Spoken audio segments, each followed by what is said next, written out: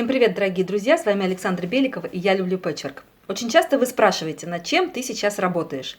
И вы знаете, я не всегда могу показать вам какое-то готовое изделие. Все-таки пэчворк – это достаточно долгий процесс.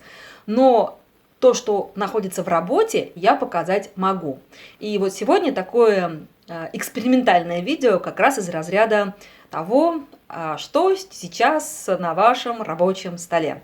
Если это видео вам понравится, а я пойму это по вашим комментариям и лайкам, то я продолжу такой формат коротеньких, маленьких видео о том, что сейчас находится в работе. Возможно, где-то вы можете вдохновиться чем-то, возможно, я что-то вам подскажу, а возможно, вы подскажете мне, как какую-то, например, заготовку использовать в дальнейшем.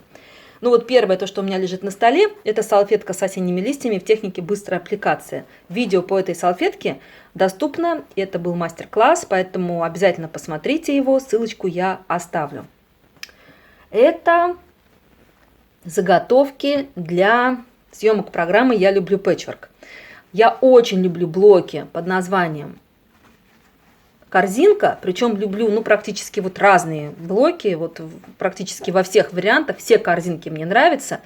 Вот один из таких вариантов я сшила. Я использовала черную однотонную ткань и ткани батик в осенней гамме.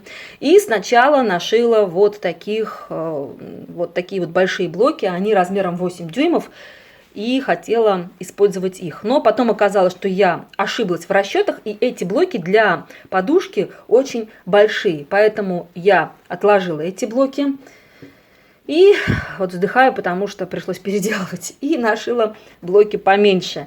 Они уже 5-дюймовые. Вот какие. Зеленую ткань немножко другую использовала, чтобы было поконтрастнее. И оранжевую ткань немножко другую использовала, чтобы было поконтрастнее. Вот теперь эти блоки так объединятся на черном фоне, и это будет подушка. Мастер-класс очень скоро будет доступен на моем канале.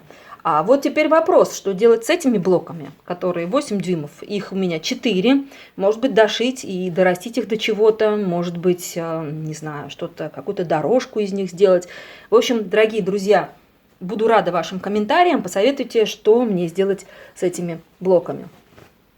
Дальше у меня здесь заготовка под подушку, тоже в такой осенней гамме, это ткани Кимдил, которые у меня были в небольшом количестве. Я нарезала их такими полосочками и в разбежку в шахматном порядке сшила вместе. И получилась такая интересная заготовка. Как вы считаете, подушка, мне кажется, будет замечательная. Теперь тоже вопрос, как ее простегать. Как бы вы посоветовали? Может быть, какими-то в раскол прямыми, не знаю. В общем, пока думаю.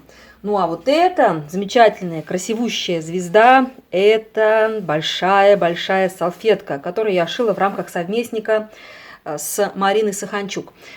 Кстати, дорогие друзья, если вы уже владеете какими-то навыками в пэчворке, но хотите научиться чему-то интересному, хотите научиться чему-то посложнее, но это не значит, что невероятно шьется, то я очень вам рекомендую найти мастер-классы Марины Саханчук и хотя бы в каком-то из них принять участие, потому что такие просто невероятные вещи у нее получаются. Теперь эту салфетку мне нужно тоже каким-то образом простегать, довести до ума. Она тоже в такой в осенней гамме.